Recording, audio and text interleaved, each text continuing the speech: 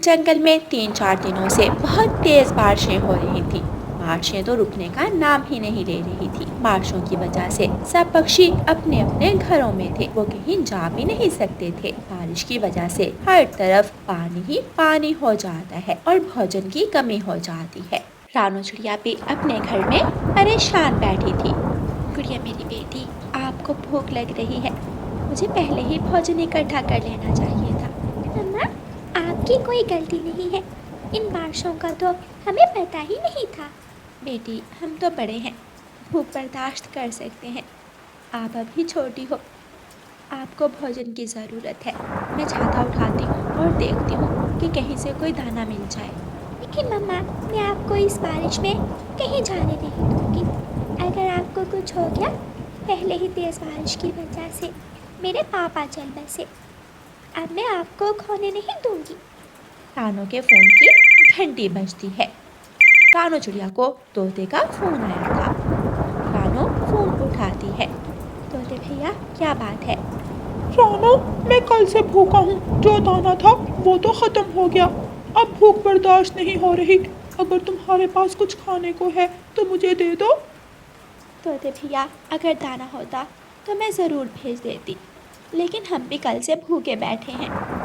चलो फिर मैं कबूतर से पूछता हूँ। तोता फ़ोन रखता है।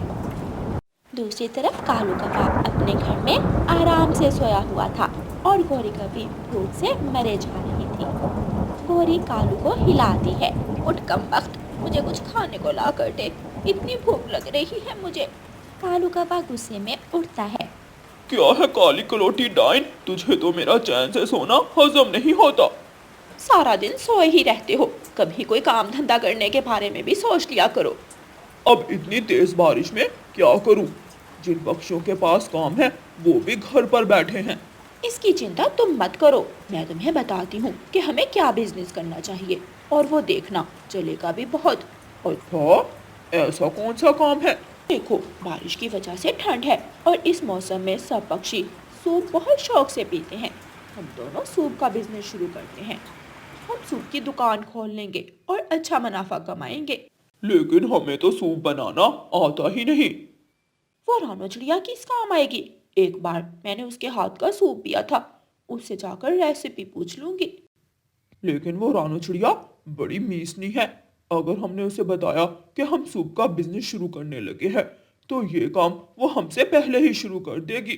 तुम चिंता ही ना करो, मैं ऐसा बहाना बनाऊंगी कि काम भी हो जाएगा और लाठी भी नहीं टूटेगी। गौरी कवि अपने घर से निकलती है और रानू चिड़िया के घर जाती है। उधर गुड़िया अपनी मम्मा से कहती है, मम्मा, आपको याद है आप एक दिन कबूतर चाचा की दुकान से मांस लाई थी। आपने वो सारा मांस नहीं पकाया था, थोड़ा सा बचा था और आपने फ्रिज में रख दिया था। हाँ गुड़िया बेटी, याद आया, थोड़ा सा मांस बचा था और वो मैंने फ्रिज में रख दिया था। मैं जाकर देखती हूँ। रानू चिड़िया रसोई में जाती है और फ्रिज खोलकर देखती है। रानू चिड़िया को मांस मिल जाता है। रानू चिड़िया खुश हो जाती है। गुड़िया बेटी, मिल गया मांस, शुक्र है आपको याद आ गया। अब मैं आलू गोश्त बनाती हूँ, आप थोड़ा सा जाकर तोते अंकल को भी दे आना। ठीक है मम्मा। तभी दरवाजे पर दस्तक होती है। रानू चिड़िया दरवाजा खोलती है। सामने गौरी खड़ी थी जो रो रही थी। रानू चिड़िया गौरी कवि को घर के अंदर ले आती है। गौरी बहन, क्या हुआ, आप इतना रो क्यों रही हो? अब क्या बताऊं रानो, मेरी माँ इतनी दूर से मुझे मिलने आई है, लेकिन बारिश में आते आते उन्हें बहुत तेज बुखार हो गया है। उनका बुखार सूप पिए बिना ख़त्म नहीं होता। मुझे कहते हुए शर्म आ रही है, लेकिन क्या तुम मेरी माँ के लिए सूप बना दोगी? गौरी बहन, ये भी कोई कहने की बात है? मैं अभी तुम्हारी माँ के लिए सूप बनाती हूँ। थोड़ा मांस मेरी फ्रिज में पड़ा था, लेकिन शायद ये खाना हमारी किस्मत में नहीं था। आप यहीं बैठे, मैं सूप बना कर आती हूँ। मैं भी तुम्हारे साथ चलती हूँ। अकेली रसोई में क्या क्या काम करती रहोगी, मैं भी हाथ बटा दूंगी। गौरी रानू चिड़िया के साथ रसोई में चली जाती है। रानू चिड़िया फिर से मांस निकालती है और अच्छा सा सूप बनाती है और गौरी को दे देती है। शुक्रिया रानू चिड़िया, मैं तुम्हारा ये एहसान जिंदगी भर नहीं भूलूंगी। गौरी सूप लेकर चली जाती है। मम्मा, वही तो खाना था हमारा, आपने मांस उठाकर गौरी आंटी को सूप क्यों बना दिया? गुड़िया बेटी, जब कोई हमसे हमसे मदद मांगे तो हमें उसकी मदद ज़रूर करनी चाहिए, और आपसे भी अगर कोई कुछ मांगे तो दे दिया करो। दोनों गोरी कौवी और कालू कौवा मज़े मज़े से सूप पीते हैं। वाह वाह, सूप तो लाजवाब है। आज तो मज़ा ही आ गया। तुमने ये सूप रानू चिड़िया से बनवाया कैसे? मैंने उस पागल रानू को कहा कि मेरी माँ बीमार है, और वो बेचारी जो मांस अपने लिए बनाने लगी थी उसका मुझे सूप बना कर दे दिया। मानना पड़ेगा, तुमसे ज्यादा चातर चालाक मैंने आज तक कोई पक्षी नहीं देखा। अब कल हम अपनी सूप की दुकान खोलेंगे और दिनों में अमीर हो जाएंगे। कालू कौवा सुबह सुबह चाचा छमछम के पास जाता है और उसे 2 मुर्गियां ले आता है। गोरी कौवी सूप बनाती है और कौवे सूप बेचना शुरू कर देते हैं। सूप ले लो, स्वादिष्ट स्वादिष्ट सूप ले लो, गरम गरम सूप ले लो, जो एक बार पिएगा वो बार बार पिएगा, सूप ले लो सूप। कालू कौवा भी जगह जगह जाकर अपनी सूप की दुकान के इश्तिहार लगाना शुरू करता है। बहुत सारे पक्षी गोरी और कालू की सूप की दुकान पर आते हैं और सूप पीना शुरू करते हैं। सब पक्षियों को सूप बहुत पसंद आता है और कुछ ही घंटों में सारा सूप बिक जाता है। शाम को गोरी कौवी और कालू कौवा घर जाकर अपना मुनाफा गिनते हैं। 100, 200, 300, 400 और ये रहे 500। वाह कालू, पूरे 500 का मुनाफा हुआ है। अगर ऐसे ही चलता रहा तो दिनों में हम अमीर हो जाएंगे। मैं तो अपनी बड़ी सी गाड़ी लूंगा और सोने की घड़ी भी। हम अपना ये फूटा सा घर तोड़कर बड़ा सा घर बनाएंगे। मैं सोने के गहने भी लूंगी। वो दोनों बहुत खुश थे। रात हो जाती है। सारी रात फिर से जंगल में बहुत तेज बारिश होती है। अगले दिन गोरी कौवी कालू कौवे से कहती है, कालू जल्दी जाओ और मांस ले आओ, फिर मैं सूप बनाना शुरू करती हूँ। अच्छा, मैं जाता हूँ। कालू कौवा जाता था, लेकिन चाचा छमछम की दुकान बंद थी। कालू कौवा चाचा छमछम को फोन करता है। चाचा छमछम, आज दुकान क्यों नहीं खोली? कालू, वो मेरा बिजनेस बहुत घाटे में जा रहा था। मैं अब दूसरे जंगल चला गया हूँ और वहाँ मांस बेचता हूँ। कालू कौवा दुखी मन के साथ घर आता है। गोरी, वो चाचा छमछम तो यहाँ से चला गया है, अब मांस नहीं मिल सकता। लो जी, अब सूप कैसे बनेगा? मैं जंगल जाता हूँ, शायद कोई और मांस की दुकान मिल जाए। कालू कौवा मांस की दुकान ढूंढने फिर से जंगल निकलता है। रास्ते में एक तालाब आता है। तालाब में बड़े बड़े मेंढक उछल रहे थे। कालू को वो मेंढक देखते ही एक ख्याल आता है। कालू जल्दी से घर वापस जाता है। कालू, इतनी जल्दी वापस कैसे आ गए? क्या कोई और दुकान मिल गई मांस की? गोरी, मुझे ऐसी चीज मिली है जिससे मांस का खर्चा भी बचेगा और सूप भी बन जाएगा। मगर वो क्या? तुम मेरे साथ चलो, दिखाता हूँ। कालू कौवा गोरी को अपने साथ तालाब पर ले जाता है और मेंढक दिखाता है। ये देखो, ये रहा मांस। कालू, क्या हम इन मेंढकों का सूप बनाएंगे? तो और क्या, किसी को पता भी नहीं चलेगा। चलो फिर इन मेंढकों को पकड़ते हैं। फिर कौवा और कौवी मेंढक पकड़ते हैं और घर जाकर उन्हें कढ़ाई में डालकर सूप बनाना शुरू करते हैं और अपनी दुकान पर मेंढक का सूप बेचना शुरू करते हैं। सब पक्षी आते हैं और कौवों से सूप पीते हैं और पैसे देकर घर चले जाते हैं। कालू कौवा और गोरी कौवी पक्षियों को पागल बनाकर खूब हंसते हैं। प्यारे दोस्तों, इस कहानी का अगला भाग देखने के लिए कल तक इंतज़ार करें। और आपको ये वाला भाग कैसा लगा है हमें कमेंट करके ज़रूर बताएं। और प्यारे दोस्तों, इस कहानी को लाइक, अपने दोस्तों के साथ शेयर और चैनल को सब्सक्राइब करना बिल्कुल मत भूलना। आपका धन्यवाद। प्यारे दोस्तों, इस कहानी के पिछले भाग में आपने देखा कि कालू कौवा जंगल में अपनी कसाई की दुकान खोलता है। पहले तो वो अपनी दुकान में मुर्गी का गोश्त बेचता है, लेकिन बाद में वो गधे का गोश्त बेचना शुरू कर देता है। कालू कौवा अगले दिन अपने दोस्त भूरे के पास फिर से जाता है। बूरे बूरे, तुमने जैसा मुझे कल गधा दिया था, ऐसा गधा तेरी नजर में और है तो मुझे बताओ। कालू, तू बीमार गधों का करता क्या है? मैं उनको पालता हूँ। उन बेचारों को सब अपने ऊपर बोझ समझते हैं। आखिर वो भी तो मासूम पशु हैं। लगता है तेरा दिमाग खराब हो गया है। किसी पेड़ पर तेरा सर तो नहीं लगा? तू मेरा काम करता है या फिर किसी और को अपना दोस्त बना लूं? मैं इंसानों की बस्ती में गया था। वहां पर एक किसान है जिसके पास बीमार गधा है। वो अपने गधे से बहुत परेशान है। चल, मुझे उसके पास लेकर जा। फिर दोनों कौवे दोस्त इंसानों की बस्ती में चले जाते हैं। बूढ़ा कौवा कालू कौवे को किसान के पास ले जाता है।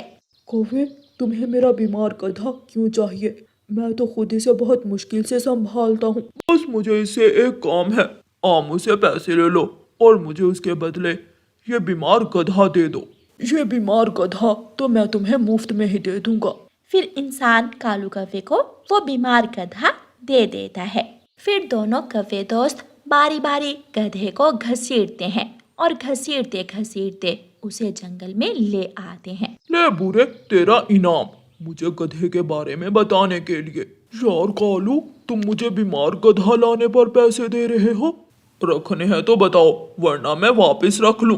मैं तो मजाक कर रहा था। लाओ दो, मैं तो आराम से मेले पर जाऊंगा। कालू कौवा बूढ़े कौवे को पैसे दे देता है और दोनों कौवे अपने अपने रास्ते खुशी खुशी चल पड़ते हैं। कालू कौवा फिर से गधे को घने जंगल ले जाता है और उसका गोश्त कर देता है और गोश्त अपनी कसाई वाली दुकान पर ले जाता है। आज रानो चिड़िया भी कालू कौवे के पास गोश्त लेने आती है। रानो, जंगल के सब पक्षियों ने मुझसे गोश्त ले लिया, अब सिर्फ तुम ही रह गई हो। हाँ कौवे भाई, मैं भी गोश्त लेने ही आई हूँ, मुझे 2 किलो गोश्त दे दो। रानो कालू कौवे को पैसे देती है और गोश्त ले जाती है। घर जाकर रानो चिड़िया गोश्त को पानी में डालकर रख देती है और फिर थोड़ी देर बाद जब गोश्त को पकाने के लिए पानी से निकालती है तो उसे गोश्त में से बदबू आती है। वो गोश्त उठाकर कालू के पास ले जाती है। कालू, तुमने मुझे जो गोश्त दिया है उसमें से बदबू आ रही है।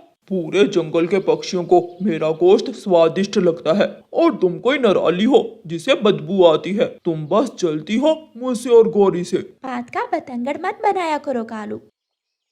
रानो चिड़िया वो गोश्त ले जाकर कूड़े में फेंक आती है और बाजार सब्जी लेने चली जाती है। फिर कबूतर गोश्त लेने आता है। कालू, मेरे घर शाम को मेहमान आने वाले हैं, तुम गोश्त मेरे घर दे जाओगे? मैंने अभी बाकी का सौदा सलह भी लेना है। हाँ हाँ कबूतर, आप आराम से घर जाएं, मैं गोश्त दे जाऊंगा।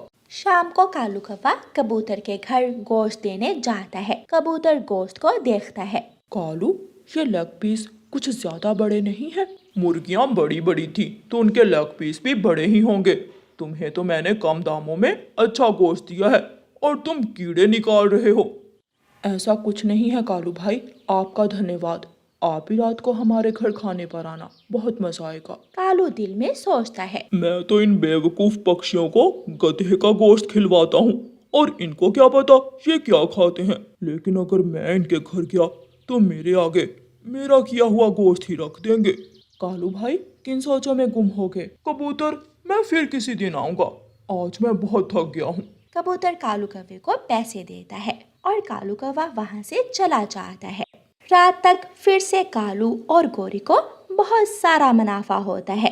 कालू बूढ़े कौवे को कॉल करता है। कैसे हो बूढ़े दोस्त, मेले में मजा आ रहा है? हाँ कालू, अगली बार हम दोनों साथ जाएंगे। अब तुमने मेरा एक काम किया करना है। तुम्हें जो भी बीमार गधा मिले उसके बारे में मुझे बताया करना है, फिर मुझे मेरा इनाम मिलेगा ना? हाँ हाँ, आज से ज्यादा पैसे तुझे दूंगा। बस फिर समझो तेरा काम हो गया।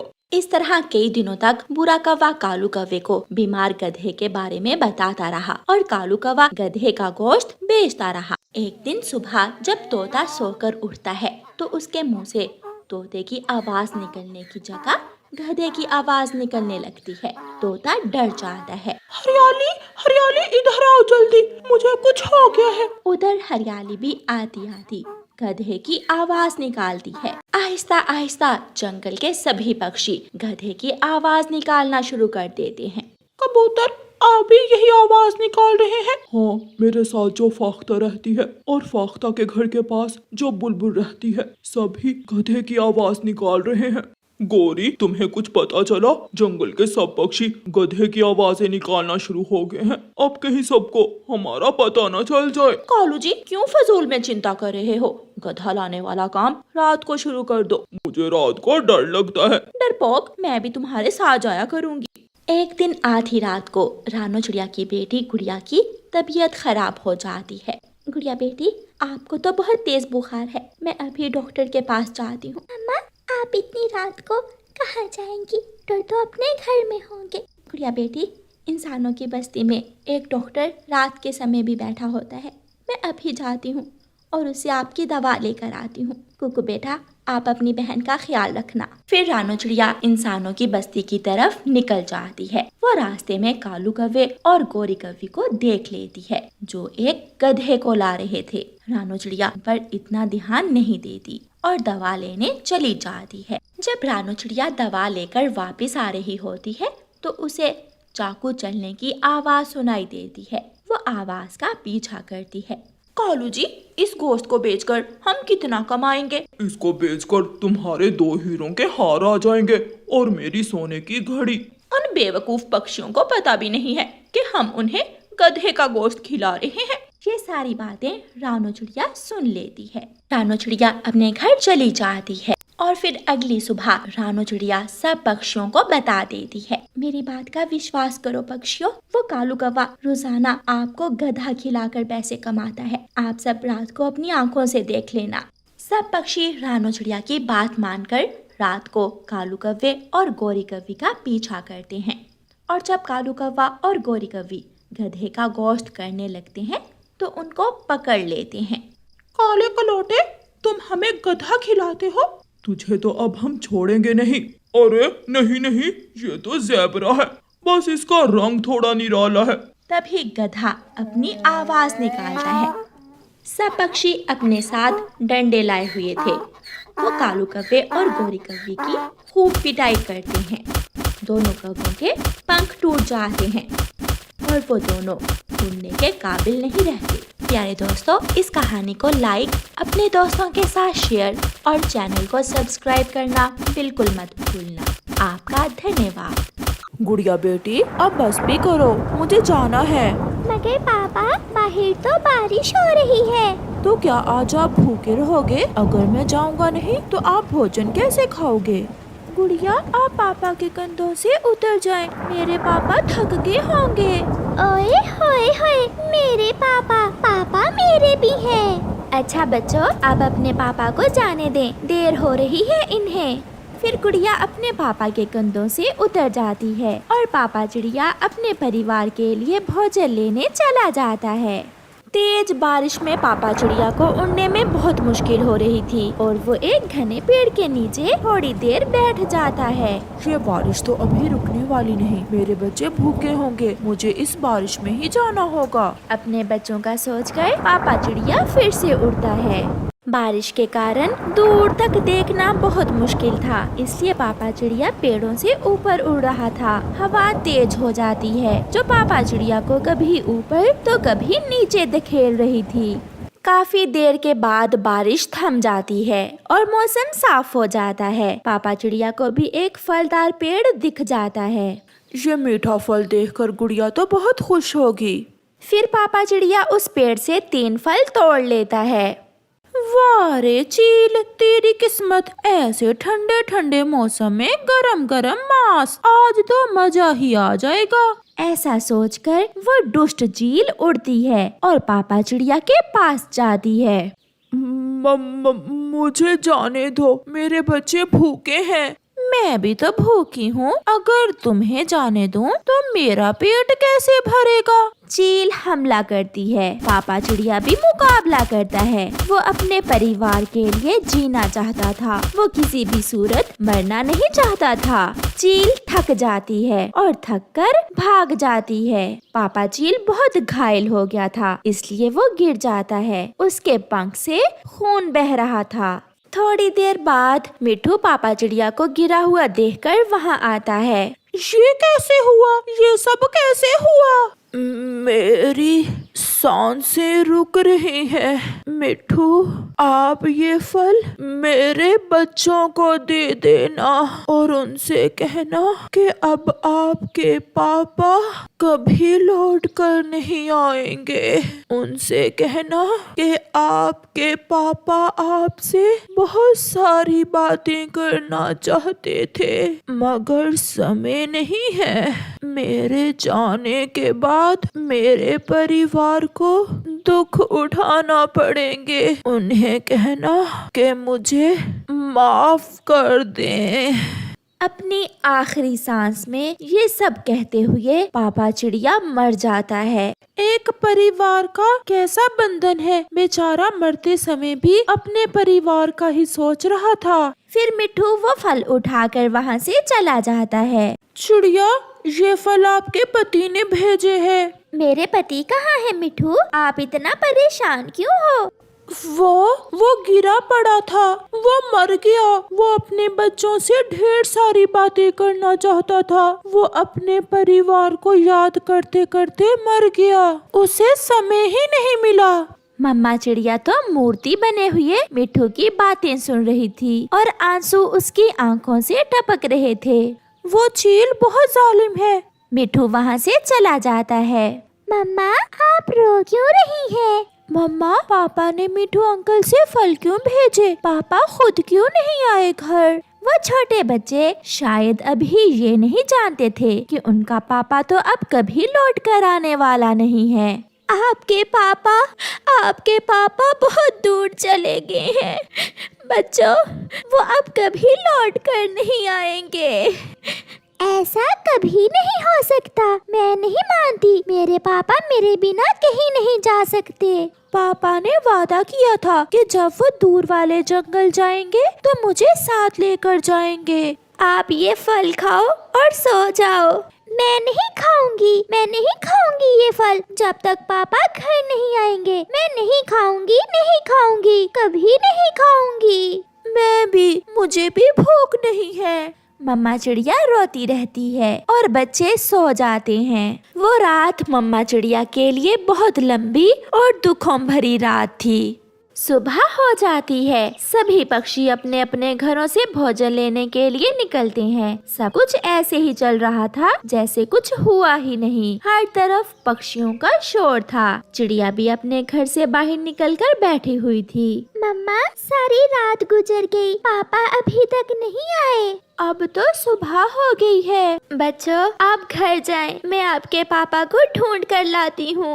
मम्मा, मैं आपके साथ जाऊंगी। नहीं गुड़िया बेटी, आप कुकू भाई के पास घर में रहें। मम्मा चिड़िया उड़ती है। वो बहुत उदास थी। उसे जंगल सूना सूना लग रहा था। जिन रास्तों पर वो अपने पति के साथ जाया करती थी, आज उन रास्तों पर वो अकेली जा रही थी। मम्मा चिड़िया जाकर नदी पर बैठ जाती है और रोने लगती है। क्या खबर थी कि आप हमें छोड़कर चले जाएंगे?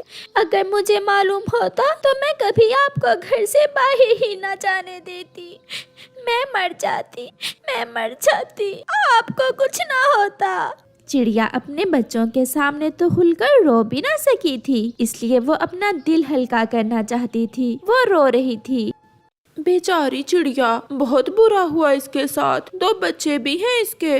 गोरी, चिड़िया को हौसला और तसल्ली देना होगी। अगर ऐसे ही रोती रही तो ये भी मर जाएगी और फिर बच्चों का क्या होगा? फिर गोरी कौवी चिड़िया के पास जाती है। चिड़िया, मैं 5 दिन की थी जब मेरा पिता मुझे छोड़कर चला गया था। माँ भी बीमार थी, मगर फिर भी माँ घर से निकली। माँ ने मेरा पालन पोषण किया। अभी पिछले महीने बुलबुल का पति भी तो बारिश में मर गया था। इस जंगल में ऐसा ही होता है, जो चला जाता है उसे भुलाया तो नहीं जा सकता, मगर मरने वाले के साथ मरा भी नहीं जा सकता। हमें जीना होता है। हमें अपने लिए नहीं, अपने परिवार के लिए जीना होता है। चिड़िया, हौसला करो, अपने बच्चों की तरफ देखो, वो बहुत छोटे हैं। मैं आखिरी बार उनसे मिल भी ना सकी। अगर मैं उनके साथ होती तो मैं मर जाती, उन्हें ना मरने देती। आप घर जाएं अपने बच्चों के पास, उन्हें प्यार दें और उन्हें समझाएं कि अब उन्हें पापा के बिना ही जीना सीखना होगा। मैं और कालू आपका भोजन लेकर आते हैं।